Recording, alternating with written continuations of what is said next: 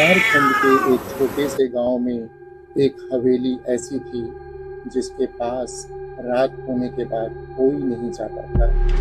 लोग कहते थे वहां आज भी कोई रहता है। बरसात की रात थी। पूरा गांव अंधेरे में डूबा हुआ था। हवा इतनी तेज चल रही थी कि पेड़ों की टहनियां घरों की छत से टकरा रही थी। गांव के बीचों बीच बैठे बुजुर्ग अचानक चुप हो गए, क्योंकि दूर जंगल की तरफ वही पुरानी हवेली दिखाई दे रही थी। टूटी हुई खिड़कियां, काली दीवारें और ऊपर जलती हुई हल्की पीली रोशनी। लेकिन उस हवेली में पिछले 30 साल से कोई नहीं रहता था। उस गांव में रवि नाम का एक लड़का आया था शहर से। उसे गांव की इन भूत प्रेत वाली बातों पे विश्वास नहीं था। रवि ने चाय वाले से पूछा, अगर हवेली खाली है तो उसमें रोशनी कौन जलाता है? ये सुनते ही दुकान पर बैठे सभी लोग चुप हो गए। एक बूढ़ा आदमी धीरे से बोला, बेटा रात से पहले घर चले जाना। गांव वालों ने बताया, 30 साल पहले उस हवेली में ठाकुर वीर प्रताप सिंह अपने परिवार के साथ रहता था। एक रात हवेली से चीखें सुनाई दी और अगली सुबह पूरा परिवार गायब था। ना लाश मिली, ना कोई निशान। उस दिन के बाद हर रात हवेली के ऊपर वाली खिड़की में रोशनी दिखाई देती थी।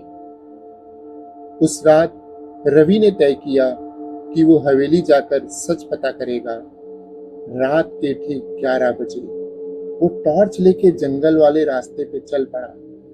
हवा लगातार तेज होती जा रही थी और अचानक उसे पीछे से पायल की आवाज सुनाई दी, लेकिन पीछे कोई नहीं था।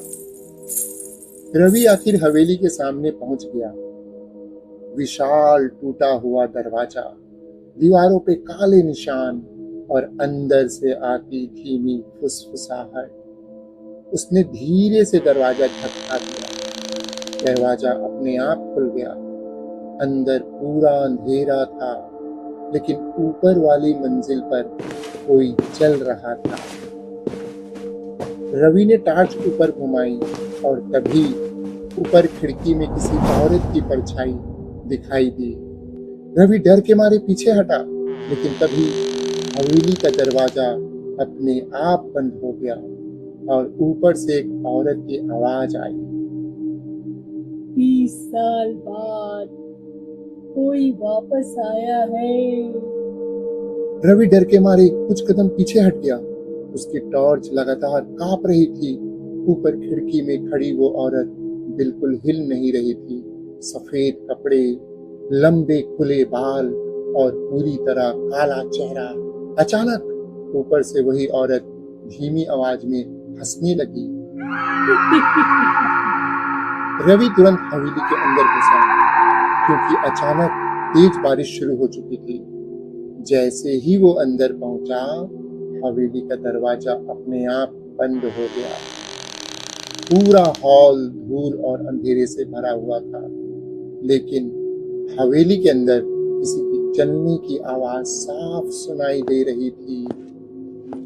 रवि धीरे धीरे हवेली के अंदर आगे बढ़ने लगा। टॉर्च की रोशनी अचानक एक पुरानी दीवार पर पड़ी। वहां कई पुरानी तस्वीरें टंगी हुई थी। एक तस्वीर देखकर रवि रुक गया। उस तस्वीर में ठाकुर वीर प्रताप सिंह का पूरा परिवार खड़ा था, लेकिन सबके बीच खड़ी एक औरत का चेहरा पूरी तरह से काला कर दिया गया था और तस्वीर के नीचे खून जैसे लाल रंग में लिखा था, वो आज भी यही है। अचानक रवि के पीछे धीरे से किसी ने फुसफुसाया, तुम्हें यहाँ नहीं आना चाहिए था। रवि डरकर तुरंत पीछे मुड़ा, लेकिन वहां कोई नहीं था। पूरा हॉल खाली था, सिर्फ हवाएं चल रही थी। और तभी ऊपर वाली मंजिल से अचानक किसी चीज के गिरने की तेज आवाज आई। रवि ने डरते हुए टॉर्च ऊपर घुमाई और उसे लगा ऊपर कोई तेजी से भागा है।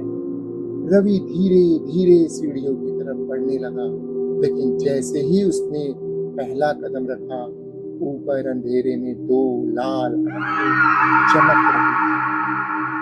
रवि वही सीढ़ियों पे रुक गया। उसकी सांसें तेज हो चुकी थी। ऊपर अंधेरे में चमकती वो लाल आंखें लगातार उसे घूर रही थी। अचानक पूरा हवेली हॉल जोर से कांपने लगा। पुरानी खिड़कियां अपने आप खुलने बंद होने लगी। रवि ने डरते हुए टॉर्च ऊपर मारी, लेकिन अब वहां कोई नहीं था। लाल आंखें गायब हो चुकी थी और तभी ऊपर से किसी औरत की रोने की आवाज आने लगी। मुझे यहाँ से निकालो। रवि धीरे धीरे ऊपर वाली मंजिल पर पहुंचा। पूरा गलियारा धूल और मकड़ी के जालों से भरा हुआ था, लेकिन एक कमरे के अंदर से हल्की पीली रोशनी आ रही थी। रवि डरते हुए उस कमरे के पास गया। दरवाजा थोड़ा खुला हुआ था। अंदर एक बूढ़ी औरत कुर्सी पे बैठी थी। सफेद बाल, काले कपड़े और हाथ में पुरानी गुड़िया। लेकिन सबसे डरावनी बात, वो धीरे धीरे उसी गुड़िया का गला दबा रही थी। रवि ने डरते हुए पूछा, तुम कौन हो? बूढ़ी औरत धीरे धीरे मुस्कुराने लगी।